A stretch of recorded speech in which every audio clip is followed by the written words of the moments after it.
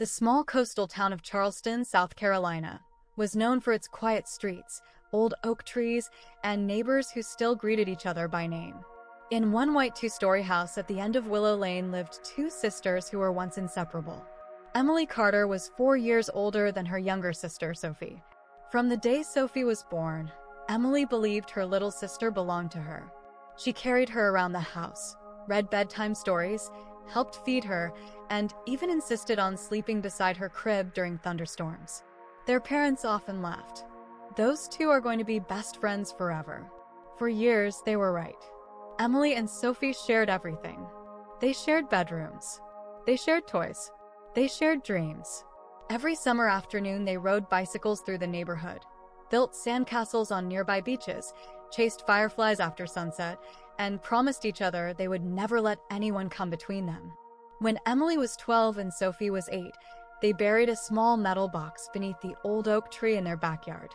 Inside was a letter. "No matter what happens, we'll always love each other." Both girls signed their names. They hugged. Neither of them imagined how difficult that promise would become. High school changed everything. Emily had always been the center of attention. She was smart, beautiful, confident. Teachers admired her. Friends followed her. She assumed life would always stay that way. Then Sophie entered high school. She had grown taller than Emily. Her smile was warm. She wasn't trying to impress anyone. People simply liked her. Students gathered around Sophie because she listened. Teachers appreciated her kindness. Even strangers trusted her. Emily noticed something she never expected. People who once admired her were now talking about Sophie. "She's so sweet. She's amazing. She's going to do great things." Emily smiled whenever people said these things.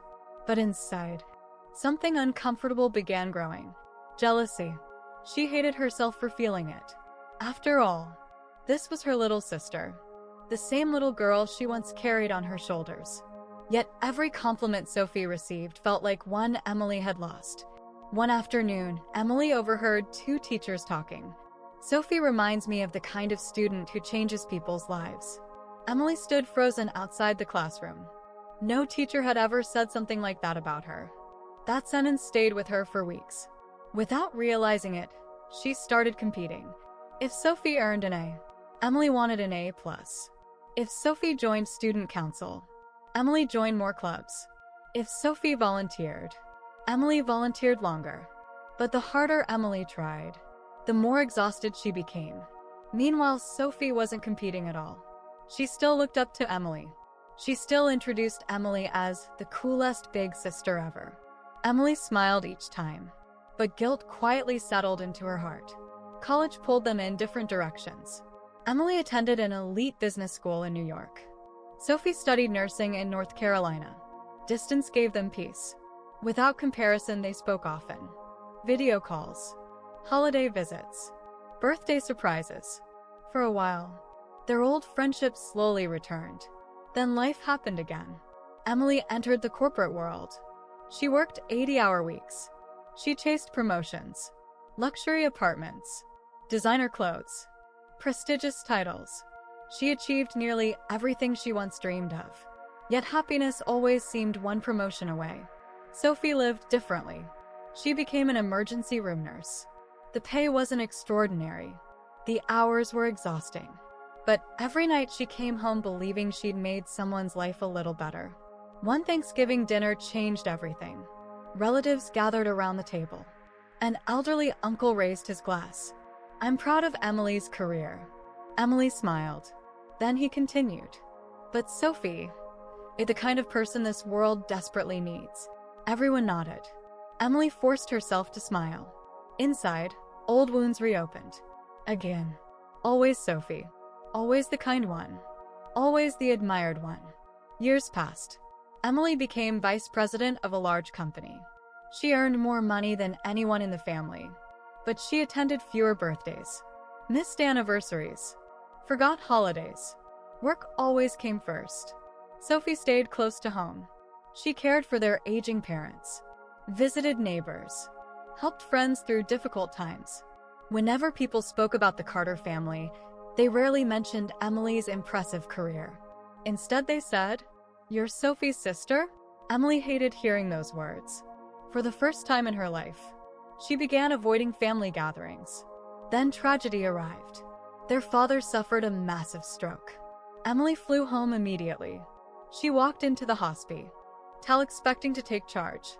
Instead, she found Sophie already there. She hadn't left the hospital for 3 days. Doctors knew her by name. Nurses hugged her. Their father squeezed Sophie's hand whenever he woke. Emily suddenly realized something. Success had given her wealth. But time had belonged to Sophie. During those difficult weeks, the sisters barely spoke. Old resentments hung between them. One rainy evening, Emily finally exploded. "Everyone thinks you're perfect." The hospital hallway fell silent. Sophie stared at her. Emily continued, "Mom loves you more. Dad trusts you more. The family talks about you like you're some kind of saint. I've spent my whole life trying to prove I'm enough." Tears streamed down her face. "I don't even know who I am anymore." Sophie didn't answer immediately. Instead, she quietly sat beside her sister. After several minutes, she whispered, "You know what I always thought?" Emily looked up. "I thought I could never be like you." Emily blinked. Sophie smiled sadly. "You were fearless. You left home. You chased impossible dreams. I admired you every single day." Emily shook her head. "No." Sophie nodded. "When people praised me, I wanted them to notice you too. I never wanted to replace you. I just wanted my big sister back." Emily couldn't speak. Years of bitterness suddenly felt painfully small. Several months later, after their father recovered enough to return home, Emily wandered into the backyard. The old oak tree still stood. She remembered something. The metal box. She dug carefully until her shovel struck rusted steel. Inside lay faded photographs, friendship bracelets, a tiny seashell, and one folded letter. Emily opened it. The childish handwriting made her smile. "No matter what happens, we'll always love each other." She heard footsteps. Sophie stood behind her. Without saying a word, Emily handed her the letter. Sophie laughed through tears. "We really thought growing up would be easy." Emily smiled. "No, it wasn't." For the first time in years, they hugged without pretending. Not because every problem had disappeared. Not because every painful memory was gone, but because they finally understood something important. Love doesn't always disappear. Sometimes it gets buried beneath comparison, pride, insecurity, and silence. And sometimes, it simply needs two people willing to dig until they find it again. Emily eventually left her corporate position and accepted a job that allowed her to spend more time with family. Sophie continued nursing, inspiring hundreds of patients every year. The sisters were no longer trying to outshine one another. Emily celebrated Sophie's compassion. Sophie admired Emily's determination. At family gatherings, they sat side by side once again. Whenever someone asked the secret to their close relationship, they smiled knowingly. "It wasn't always easy," Emily would say. "We lost our way for a while," Sophie would add. "But sisters don't have to be perfect. They just have to find each other again." And beneath the old oak tree, the empty metal box remained buried, not as a reminder of broken promises, but as proof that even when love changes into rivalry, forgiveness can change it back into family.